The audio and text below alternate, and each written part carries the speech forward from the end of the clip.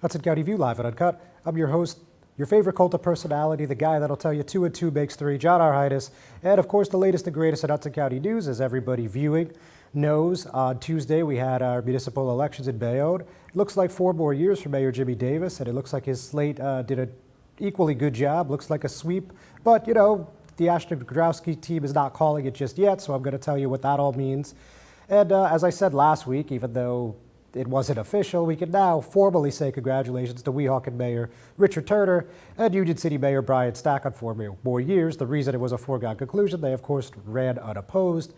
Richard Turner is actually the longest serving mayor in Hudson County. He's been there since 1990, actually, elected in the summer of that year. And Brian Stack has been there since 2000. So obviously 2 North Hudson mainstays who will stay for a while longer. So we are going to talk a little about that. We're also going to speak about what happened last night at the Jersey City Council meeting. We saw the assistant business administrator named to head a new department, and we also heard some interesting takes about the Exchange Place redevelopment plan. Some of the Caton Memorial supporters came back out to voice their displeasure with the planning board's decision, despite this being the council meeting. So we're going to talk a bit about that. We're going to talk a little bit about a couple of lawsuits in Jersey City and Hoboken, respectively. All that and a little bit more, probably, right after we hear a word from our sponsors. Burns Brothers Memorials, Monuments, and Markers, 787 Tunley Avenue, Jersey City. Hudson County's only monument maker, serving all faiths and cemeteries. Design studio and large inventory on site. Cemetery inscriptions and custom orders welcome. Burns Brothers Memorials, Monuments, and Markers, 787 Tunley Avenue, just south of Secaucus Road. Craftsmanship that will last for all eternity. Burns Brothers, Jersey City, Albert H. Hopper, North Arlington. Visit us on the net. Consumer Carpets, 3408 Kennedy Boulevard in the Jersey City Heights, your one-stop store for residential and commercial floor treatments, carpeting, linoleum, tiles, laminates, hardwood floors, area rugs, remnants, all major brands, all in stock. Free estimates, same-day installation. Consumer Carpets, it's savings, selection, installation. Credit cards and debit cards accepted. Financing available. Consumer Carpets, price to fit your budget, installation to fit your schedule. On the net at consumercarpets.com. Consumer Carpets, Jersey City, 201-792-2712. Stevens Jersey City Ford, certified parts and service located at Route 440 and Communipaw Ave, is your #1 source for Ford and Lincoln automotive needs. We use certified Ford Motorcraft products to keep your Ford running in top shape. Motorcraft parts are backed with the Ford warranty, which includes a 2-year unlimited mileage guarantee. Our team will have the right Motorcraft part to ensure the best performance from your Ford or Lincoln. You can order in person at the parts counter or online. Let us help keep your Ford or Lincoln in the best shape at Stevens Jersey City Ford. Hudson County View live and uncut, John R. Heinis. So obviously, as I just mentioned at the top of the program, as I'm sure you're all well aware, it looks like a sweep for Team Davis, but we're going to go through this by the numbers, which I haven't done comprehensively yet, at least not publicly. So, let's just jump right in. So if you look at the results provided by the Hudson County Clerk's Office, obviously Mayor Davis had 2 challengers. You had the Council President, Sharon Ashdodrowski, and you also had Dr. Mitchell Brown. So in a place like Bayonne, you have to hit 50+1 to avoid the runoff. Now, as it stands, Mayor Davis is at 50.81% with 4,863 votes in his favor. And so he's just over the threshold of the runoff by 59 votes, which is obviously a pretty small margin. Sharon Ashdodrowski's at 42.67%, 4,084 votes cast in her favor, and Dr. Brown at 6.38, 611 votes, as well as 13 write-ins. So a pretty lackluster turnout, 9,571 votes on the machines. You had another 724 in early voting, and you had upwards of 3,000 vote by mails, but overall less than 10,000 on the machines, and overall you're looking at a roughly 23% turnout, and that's down about 10% from 2018 when it was Jimmy Davis against former Assemblyman Jason O'Donnell, and also Dr. Brown was on the ballot for the first time. So it would appear that Davis is in a good position to have his 3rd term. He's already declared victory, he's already called a sweep, but the council president is not so ready to call it yet. I mean, we heard from her on Tuesday evening, and basically she said there's just too many votes outstanding for her to call it. And, being that it is a small margin, it's not hard to understand why. But, I'll just tell you exactly what she said. She says, the election remains too close to call. It's important that we make sure everyone's vote was and is counted. I had hoped for a higher turnout, but considering the negative campaign, it doesn't surprise me that some people stayed home or were too intimidated to actually cast their ballots. We're looking forward to reviewing the remaining vote by mail and provisionals. So with that, let's talk about at large. At large is another situation where a runoff is unlikely, but it is not flat out impossible. So at the top, you see former police officer Lloyd Booker got just over 25%. Really strong showing for a first-time candidate, 4,127 votes cast. In a six-person race, anyway. So, yeah, I mean, that's a strong showing, right? And then in second place, you have Councilman at Large Juan Perez, 3,414. And in third place, relatively close third place, 3,283. That's Board of Education trustee Jody Casillas that ran with Ash Nadrowski. So, the point about the runoff. So obviously there's 6 people, as I just mentioned. You need the top 2 vote. You need at least one vote getter to get above the 50+1 threshold. In this case, since there's 2 seats, it's a 25% threshold, and Booker is above that by just a tiny margin. I believe it was just a couple dozen votes. So depending on what happens with the provisionals, it's not impossible that there's a runoff. Again, it's unlikely. I believe we heard from Matthew Hale. And speaking with the Jersey Journal yesterday, he said that you'd probably need about 3/4 of the outstanding provisionals and vote by mails to go to Ash Nadrowski, which obviously seems pretty unlikely. For at large, I think the split would probably be a little less dramatic. It would probably be something like 60% would have to favor Casillas or maybe KT Torello, who came in 4th. A little more distance, though. He's at 2,686. So not anticipating any of that, but just saying, that's where the numbers stand. So then finally, just to give you a look at wards 1, 2, and 3, obviously you had incumbents in the first and the third, and you had an open seat in the second. Neil Carroll, pretty decisive victory, 59% even, 1,799 votes. Compared to 1,243 for Julie Sanchez Lynch, who ran with Ash Nadrowski. That was 40.77% of the vote, just 7 write-ins there. Now in the second, Sal Galais, as we know, decided not to seek re-election. And Jacqueline Weber ran with Team Davis. She was favored. And relatively tight race. I mean, you're talking 180 votes, but she's the clear winner, of course. 53.95% compared to 45.82%, and just a measly 5 write-ins there. So finally, in the third ward, which was the only one that had the potential for a runoff, obviously, at the ward races, you saw the Councilman Gary LaPalooza, who ran with Team Davis, just really hit it out of the park. I mean, 62.51% is tough to do in any race, but when you got 2 opponents, you just don't see that a heck of a lot. So 1,804 votes there. And, in a distant second, you had Maria Volato, 24.64%, 711. And Peter Franco, the independent candidate, came away with 367 votes, 12.72, and just 4 write-ins there. So with that, we saw a lot of strong support from the HCDO. At this event for Team Davis at the Chandelier, we saw Hoboken Council President Mike Russo, Hudson County Commissioner Anthony Romano, of course, also of Hoboken, Jersey City Mayor Stephen Fulop, County Commissioner Bill O'Day, Board of Commissioners Chairman Anthony Veneri. We also saw, who else? Hudson County Commissioner Kenny Kopaz. We saw Chief of Staff to County Executive Tom DeGees. That's Craig Guy, who's also a possible candidate to succeed the county exec.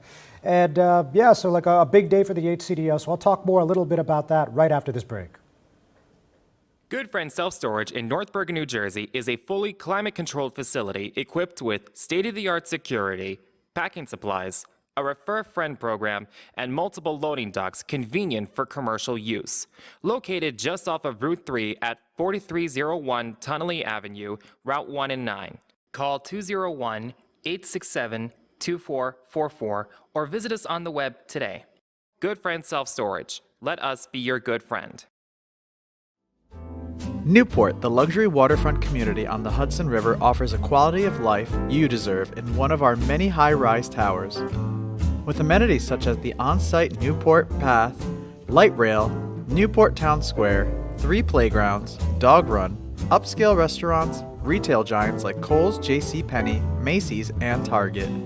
Morton Williams and Acme Supermarket are just outside your front door. A health and fitness center, skating rink, and medical facilities are also on site. Enjoy the New York skyline from our waterfront and various parks. Manhattan is just one pass stop away, or a quick ride through the Holland Tunnel. Nursery and private elementary schools all on site. 12-screen movie theater at the Newport Center Mall. Looking to visit? Stay at the Westin or Marriott Hotel. For more information, visit us at newportnj.com. Make lasting memories to cherish forever. It's incredible. It's you, Newport. Live like you want. Hudson County View live at Uncut, John R. Heinis. So let's break down Bayonne a little bit more. So I haven't done my winners or losers column yet, but I mean, clearly the biggest winner is Jimmy Davis. Even if in the unlikely scenario this goes to the runoff, I mean, he's got the council 100%. So, I mean, it's hard to envision a scenario where the margin would close any more than it did, you know, about 8 points between him and the second place finisher, the council president, of course. So obviously that was a big night for him. And, you know, basically now with the full council, again, assuming no runoff at large, you could, you know, the sky's essentially the limit, right? So we'll see what happens as far as development, as far as, you know, quality of life and all that stuff that we heard about through the campaign. But certainly a good place to be if you're an incumbent mayor, whether we're talking Bayonne or anywhere else. But listen, you can't discount the impact that Jersey City had on this race, and the county as well. But I mean, Mayor Stephen Fulop and County Commissioner Bill O'Day, I mean, they, I would say conservatively, had 300 people on the ground in the Peninsula City on Tuesday. So they really had a robust ground game, and that get out the vote operation that they had was really churning. You know, the turnout obviously was not what some people would have hoped it would be, but clearly the people that did head to the polls, you know, favored the incumbent slate. And, you know, a win is a win, and that's basically where we're at. So, you know, obviously they had a big role in this. And, of course, Davis's campaign manager was John Manila, who's a Bayonne resident, but is also Mayor Fulop's chief of staff. So certainly, you know, he had a hand in this. And, you know, we also, again, I'll just mention the county. I mean, certainly there was a few North Bergen politicos there as well helping out. And Craig Guy was, of course, an architect in this campaign in his own right. And there were definitely county workers headed over to the Peninsula City after they got off at around 4 o'clock on Tuesday. So, yeah, I mean, it was definitely a group effort and a strong one from the HCDO. Again, turnout not fantastic, but they did what they had to do, and they picked up a W here. Now, you know, as far as the biggest losers, I mean, you know, obviously not the outcome that anyone on the opposition team wanted, but you know, certainly you got Joe DeMarco and you have the former Assemblyman Nick Stravellati, got to be high up on that list. You know, obviously they took a big gamble here and it just didn't pay off. So we're going to see what happens, but hard to see them getting this involved in politics again, at least as long as Jimmy Davis is still around. And, you know, it'll be interesting to see what the council president does. I mean, I don't really foresee another run for office in her, but, you know, times change, people change. Jimmy Davis won't be there forever. But, you know, what does she do in the next 4 years, I guess, is the biggest question in my mind. I don't know the answer yet. I doubt she knows the answer yet if I was going to take an educated guess. But that's going to be something interesting to see. And also, two of the people that came up short, you know, Maria Volato and Jody Casillas, they still serve on the Board of Education. So if they do decide to seek re-election, particularly Maria, you know, who is actually the board president, it will be interesting to see who the mayor puts up against them, what kind of money and what kind of ticket we see in contested races there for their November turnouts. So, yeah, I mean, there's a lot of implications here like any other election. And a lot of people are speculating that the Jersey City involvement had a lot to do with the gubernatorial prospects of Mayor Fulop.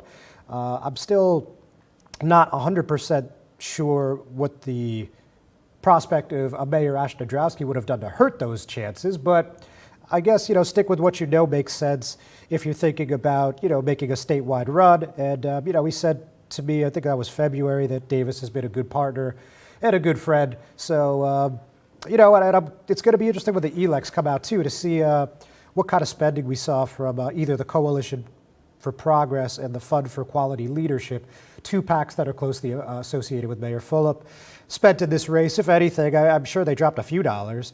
And, you know, we talked about the Super PAC involvement in this race quite a bit. So, a lot of people were definitely interested in this outcome. Now it's in the books, and that swearing in is July 1st. So when we do have the official certified results, we'll certainly let you guys know. But from what I'm hearing from the Hudson County Clerk's office, it looks like the earliest that's going to happen is Monday, and it could be even more like Tuesday or Wednesday of next week. So we're going to try to stay on top of that. Just another notation about this election day. Mayor Stack, as we just talked about, was completely unopposed, right? No challenger for even Board of Commissioners seat. But meanwhile, over in Union City, they really churned out quite a bit of vote there. I mean, almost 30% in an unopposed race. I mean, that's just not something you're used to seeing.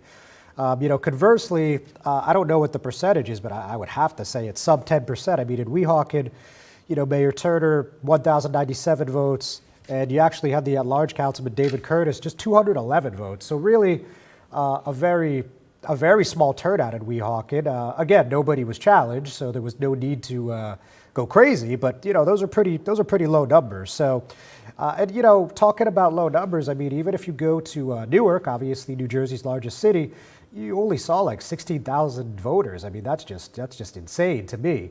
So, maybe something that the state legislature might want to think about, perhaps the governor's office, maybe just absorbing these May elections and moving them into November, because when you're getting turnout that's 5, 10%, 12%, I mean, that's not really great for democracy in my book. But that's another story for another day.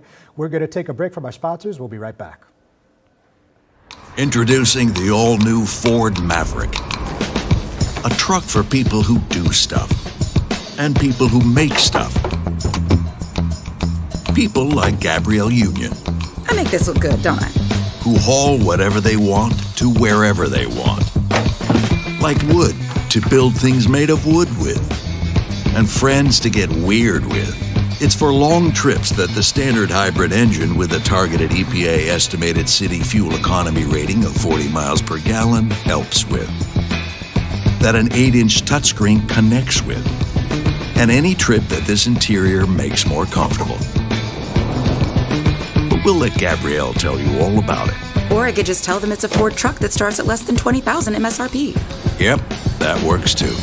The all-new Ford Maverick, built to defy expectations.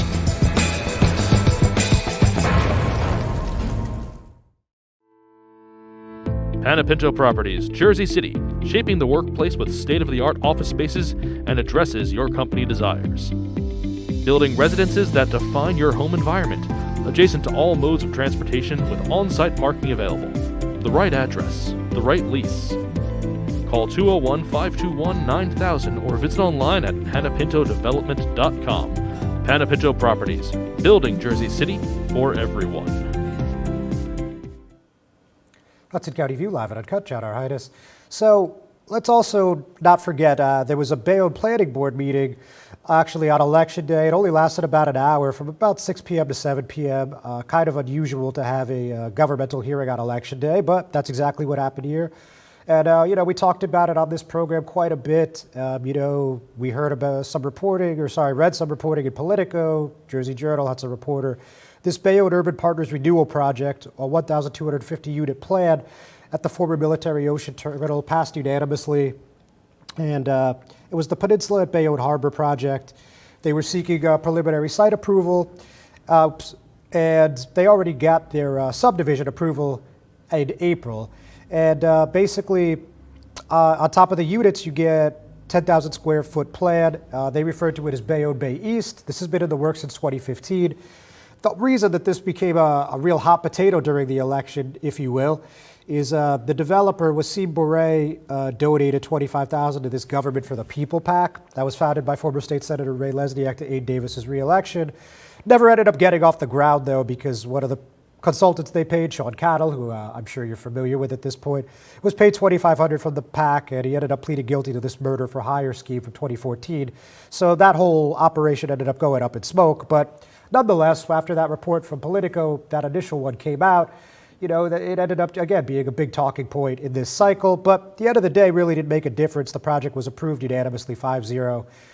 It was also kind of an interesting decision to make this hearing on Election Day, because Three of the people that serve on the planning board are Mayor Jimmy Davis, Council President Sharon Ashdodrowski, and Board of Education President Maria Volato, who, as I've said a couple times today, ran for the 3rd Ward Council seat on Ashdodrowski's ticket. So obviously they were all absent from this meeting. So just an interesting tidbit, I guess you could call it. So I think we've covered the election pretty extensively, so let's move on to some more breaking news type of matters. Just this morning, the driving while intoxicated charge against State Senator Sandra Cunningham was dismissed. That was being heard in Bergen County Superior Court. The prosecutor said they lacked evidence. So kind of a surprising outcome 14 months later. As you guys probably recall, Cunningham, 71, was charged with DWI and careless driving March 4th, 2021, after sideswiping 2 parked cars near her home in Jersey City. And the state senator, since 2007, was up for re-election last year. She didn't have any primary challenger and still crushed it in the general election at over 75% of the vote. Not a surprise in navy blue Hudson County.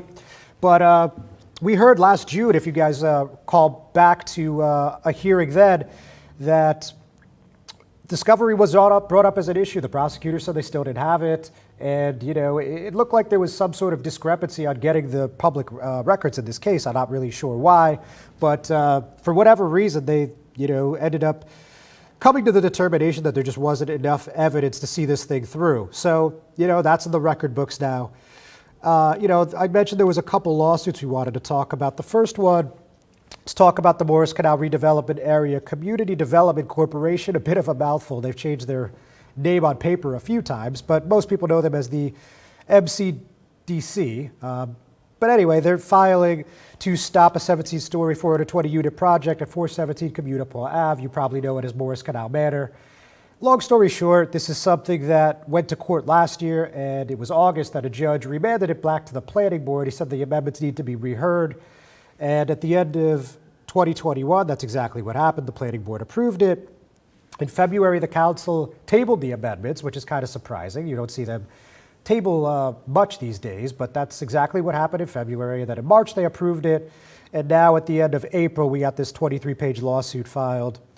So just to give you a quick example, the planning board did no diligence to determine whether and how extensively any person might have been linked with the MCRACDC before prohibiting such person from commenting. Put differently, the planning board barred anyone it merely suspected as being so affiliated from speaking. And they also said that this is a project that's not consistent with the master plan, a lot of the allegations that they made in the prior lawsuit. So the lawsuit names the city, the planning board, and the city's division of planning, and the mayor's office, through the spokeswoman, Kimberly Wallace-Scalcione, has written this office nonsensical. Not a surprise, right? Her comment was the entire basis of the lawsuit is nonsensical. The fact is the judge specifically and very clearly declined to strike down the plan, but rather he only asked for a record of how it was consistent with the master plan. So that's one. And of course, we're also talking about this redistricting lawsuit. And at the council meeting last night, really wasn't a huge talking point from what I gather. I was not the one who covered, but didn't look like it was a lot of discussion on this one. But it's interesting because in March, you know that a dozen community groups and Ward F Councilman Frank Educational Gilmore filed this lawsuit about redistricting. They're obviously alleging gerrymandering. And this measure that they voted on was a resolution approving a year-long contract for up to $100,000 in legal representation from the firm Murphy Orlando LLC. Like I said, it didn't appear like there was a ton of discussion about it. 8-0-1 was the vote, with Gilmore abstaining. So with that, we're going to take one more quick break before we call it a day. We'll be right back. Not everyone celebrates the birth of a baby. You have options. Don't panic. New Jersey has safe havens for unwanted infants. Leave the baby with staff at any hospital, ER, police or fire station, or rescue squad. Call the number on your screen for safe haven locations or go to www.njsafehaven.org. No shame, no blame, no names. Safe Haven.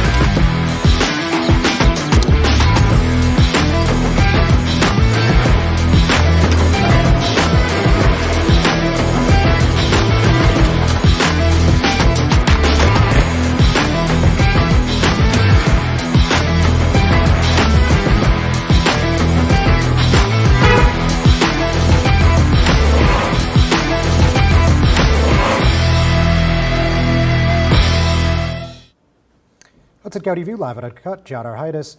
So a lot of people also discussing this lawsuit from 5153 14th Street Condominium Association, Inc. So it's a 23-page lawsuit filed on Monday, and it's against 5153 14th Street Retail LLC, Exchange Physical Therapy Group, Drew Nussbaum, Jacqueline Fulop, Story Dispensary, Samantha Silva, and Howard Hintz, and that was in the Hudson County Superior Court Chancery Division.